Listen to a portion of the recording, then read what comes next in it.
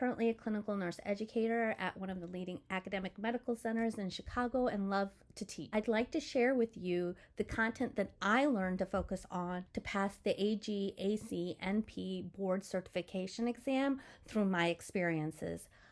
I've had the privilege of taking the live Barkley and Associates and ANA's AGACNP review courses.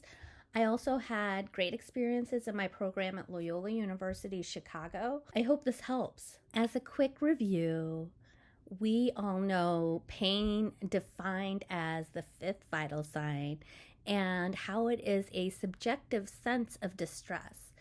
The types that I am just going to review really quick, I'm sure you're familiar with. The acute pain, which is pain less than 6 months, usually due to tissue damage. And then there's chronic pain, which is going to be greater than 6 months. And you'll usually see these patients on combination therapy. This slide is going to focus on the pain types per location that you'll need to know for the exam. The first one is neuropathic pain, and usually characterized by burning, tingling, electric, or shooting. Most likely chronic kind of pain, and one example is tumor compression that you may stumble on the test. Then the second one is visceral pain. This is actually pain coming from the internal organs. It's going to have that deep pressure, like dull or aching, difficult to localize kind of pain. And one thing that you can compare it to is peptic ulcer pain that you may see on the exam.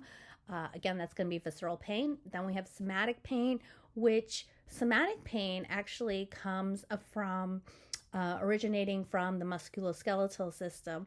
And what you'll see is there is characteristics such as aching or throbbing in quality, but can be localized or diffuse. Most likely, though, non-localized aching or throbbing is what you're going to see on the exam. An example that you may run into on the test is sunburn for this cutaneous pain. Let's do a few practice questions. What kind of pain is shingles? So this is one of those questions that you may see on that exam. And what do you guys think it is? You can pause if you want, but if you picked B, neuropathic, you are right. Shingles pain, also known as a neuralgia, when it persists after the rash has healed, is typically classified as neuropathic pain. The varicella zoster virus, which also causes chickenpox, reactivates and affects the nerve fibers, leading to pain. So pain is like a burning, again, tingling, itching, or shooting. And then remember, shingles pain can persist long after the rash and blisters have disappeared, especially in our older aged patient population. This chronic nature is typically a neuropathic pain, so that makes sense. And what kind of pain is a second-degree burn? If you picked C, that is correct. The pain is localized to the area of the skin that it came in contact with the hot object, so that's how you can tell too. So here we go, next one. What kind of pain comes from a fractured bone? So that is pain that's going to be localized, sharp, or throbbing. And it comes from the bone or the surrounding muscles and tissues. So that's going to be your somatic pain. Again, this is a musculoskeletal injury pain. And that's what this example is giving you that you may encounter on the exam. What kind of pain is appendicitis?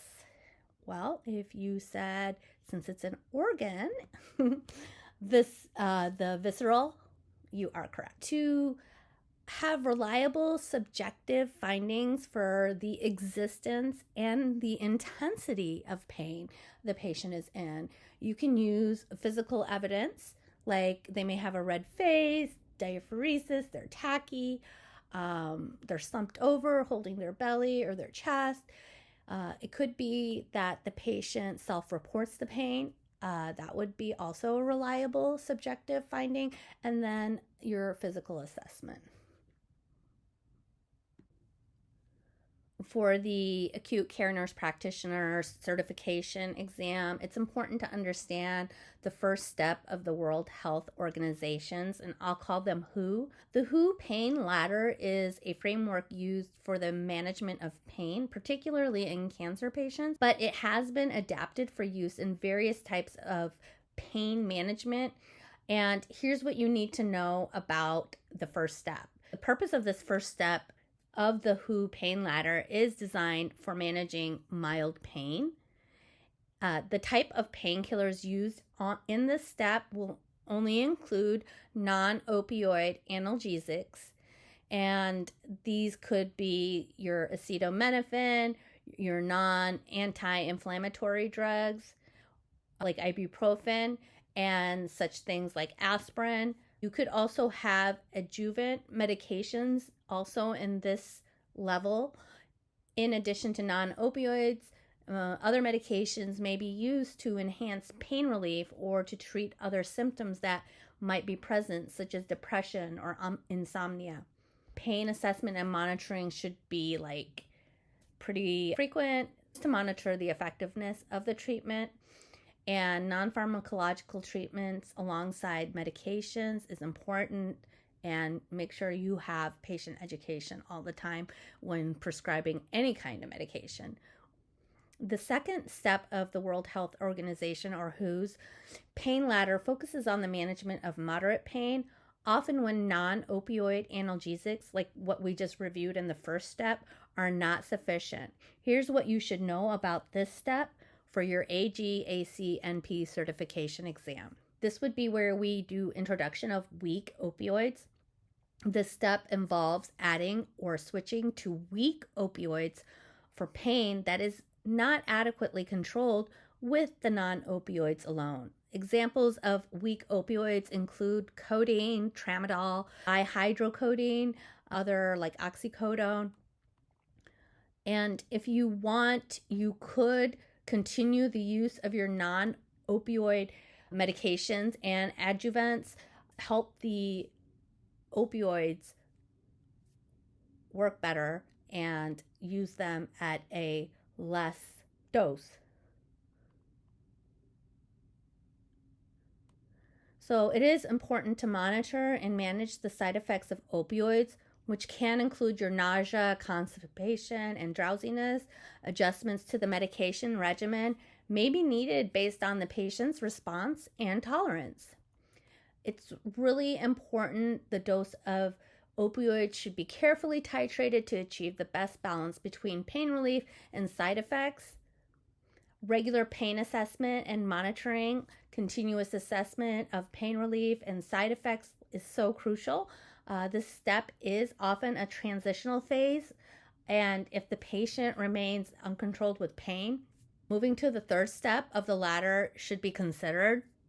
The patient education and support education should be made. The third step of the World Health Organization's pain ladder is designed for managing severe pain. This step is typically considered when pain is not adequately controlled by the combination of non-opioids and weak opioids. So step 1 and step 2 is not working for this patient, so now you have to go to step 3. Here's what you should know about this step for your AGACNP exam. And let's start with our strong opioids. The hallmark of the step is those strong opioids. So these medications include your morphine, hydromorphone, methadone, levorphanol. We have fentanyl, oxycodone, and then you can still continue non-opioid analgesics if that is what the patient requires. And then again, you can continue adjuvants if needed. The dosing of strong opioids requires careful titration and monitoring. The goal is to achieve maximum pain relief with minimal side effects. It's important to regularly assess the efficiency of the treatment and adjust the dosage accordingly. Managing side effects is important, so strong opioids can have significant side effects such as sedation, constipation, nausea, and respiratory depression. Proactive management of these side effects is crucial, so ongoing assessments of pain levels and functionality is important to ensure that the patient has pain management strategies and it is effective, and they adjust treatments as needed. Educating patients about the safe use of strong opioids, potential side effects, and the importance of adherence to the treatment plan so vital. It's also important to address any concerns about opioid dependence and to provide support for both patients and their families. To continue from the last slide, if we want to do a holistic approach with pain management alongside medication, other therapies such as physical therapy, psychological support, and alternative treatments may be beneficial and should be considered, especially if they help with that patient's pain or quality of life. For your AGACNP certification exam, understanding breakthrough pain is crucial too, as it's common and challenging aspect of pain management. And here's what you should know. The definition, first of all, of breakthrough pain is a transient flare of severe pain that occurs even though the patient is taking long-acting pain medication regularly for persistent pain. It breaks through the relief provided by the regular pain medication. It typically has a rapid onset and can be unpredictable. The short duration that they say, I feel like that's still long, it lasts for a short period, which is generally 30 minutes to an hour. And although the intensity may be variable, it's usually described as severe.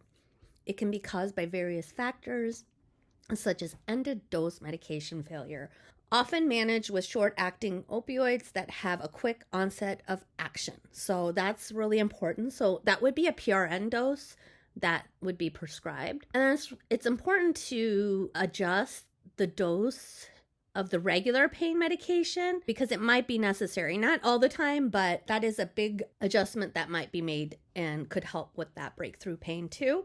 And non-pharmacological methods such as like relaxation, distraction, physical therapy can all be really helpful. So that's something that always should be also considered. Make sure you're accurately assessing and documenting the patient's breakthrough pain episodes and their frequency, duration, intensity, and triggers. They're essential for effective management. The patient education is also so important about breakthrough pain, including how to recognize it and its potential triggers and how to manage it. So let's do some practice questions that you may see similar ones on the test. A 62-year-old patient with advanced lung cancer is currently on a regimen of extended-release morphine sulfate for chronic pain management. However, the patient reports experiencing sudden, intense episodes of pain that peak within minutes and last for about 30 to 60 minutes, several times a day. These episodes are described as significantly more severe than the baseline pain. Based on this scenario, which of the following is the most appropriate management strategy for this patient's breakthrough cancer pain? I'm going to let you guys read the answers and pause if you need to. But if you picked prescribe a rapid onset opioid for use during breakthrough pain episodes, you are correct. This scenario describes typical characteristics of the breakthrough cancer pain: sudden, intense episodes of pain that are severe and worse than the baseline. So it's just kind of important to remember that. And they were currently on long-acting opioid regimen. In managing pain related to bone metastasis, biphosphonates are recommended. These medications work by inhibiting the breakdown of bone, achieved through inducing the death of osteoclast cells responsible for bone reabsorption. This action helps prevent formation of bone lesions that are commonly induced by cancer. The two that you should know for the test are the Zometa and Iridia. And the Zometa is frequently used for managing bone pain in patients with metastatic cancers, particularly breast cancer and multiple myeloma. And then you have the iridia, which is another key biphosphonate, and it treats bone pain and it prevents skeletal complications in cancer patients. So if you could memorize those two, that should provide you with a solid foundation for the questions related to biphosphonates. So, and then remember, with breakthrough cancer pain, they should have fentanyl patches that could be used. Now let's talk about conservative but liberal. The concept of conservative but liberal in the context of the World Health Organization's Ladder of Pain Management is important to understand for the certification exam, and you want to have an understanding of both of them. So, like, the conservative approach refers to the careful and judicious use of medication. That's why it has this step-by-step going upward ladder. So it starts with the less potent drugs and only escalates to the stronger medication if it's necessary. The strategy aims to minimize side effects and avoid overtreatment, especially with opioids.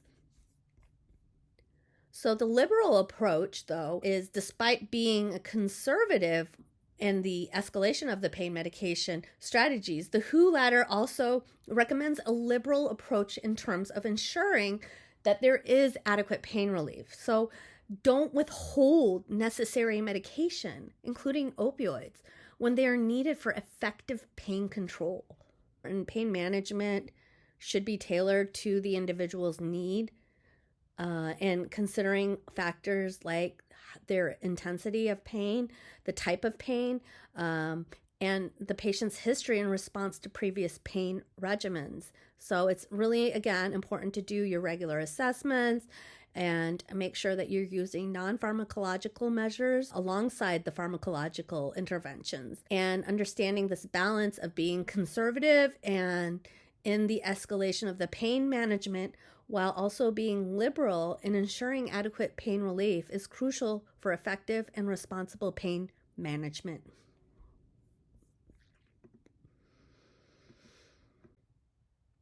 When assessing pain in patients from diverse cultural backgrounds, it's important to be aware of the specific cultural norms and attitudes that might influence how individuals experience and express pain.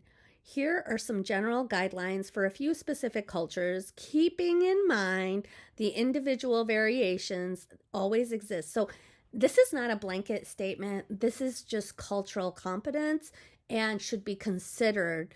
And let's start with the East Asian cultures, Chinese, Japanese, Korean.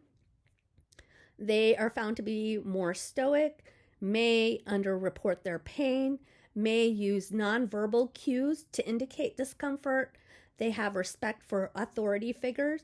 This can lead to agreement with the clinician's suggestions without voicing own preferences. The next one, South Asian cultures such as Indian, Pakistani, Bangladesh, they might use a combination of Western and traditional medicine. Family often plays a significant role in decision making, and they may express pain verbally, but levels of expressiveness can vary widely. Next, Middle Eastern cultures. They might be expressive about pain, but this can also vary. Family and community support is crucial in health matters. Religious beliefs might influence perceptions of suffering and pain management. Remember that they could also not be expressive about pain. Next, the Latin American and Mediterranean cultures tend to be more expressive about pain. They have close-knit family structures that can play a significant role in the care and decision-making, might prefer to use traditional remedies alongside or before seeking conventional medical treatment. Next is the African cultures, where pain expression can vary widely. Some might be stoic, while others are more expressive. Community and family support is often integral to the healthcare. They might use traditional healers or remedies in conjunction with Western medicine. Next, the Native American cultures. They may be more reserved in expressing pain. They have high value on harmony and balance, which might influence the health beliefs and pain expression. Traditional healing practices and spirituality can play a significant role in health perceptions. And next, we'll talk about the European American cultures and the tendency toward direct communication in this group is good, but it can also vary. Individual autonomy is often emphasized in healthcare decisions. It might focus on medical and pharmacological interventions for pain management. You are treating a 65-year-old Asian male patient who presents with symptoms indicative of chronic pain. During the assessment, you notice that the patient is quite stoic, remains mostly silent, and provides minimal responses to your question. Considering cultural influences on health behaviors and communication, which of the following is the most appropriate approach in this situation? So please read the answers and pause if you need to. Have more time. But if you picked C, utilize nonverbal cues and employ alternative communication strategies to assess the patient's pain level, you picked the right answer. For a patient presenting with mild postoperative pain and no history of chronic pain or opioid use, which initial pain management strategy aligns with the first step of WHO's pain ladder? Go ahead and read the answers to yourself and pause if needed.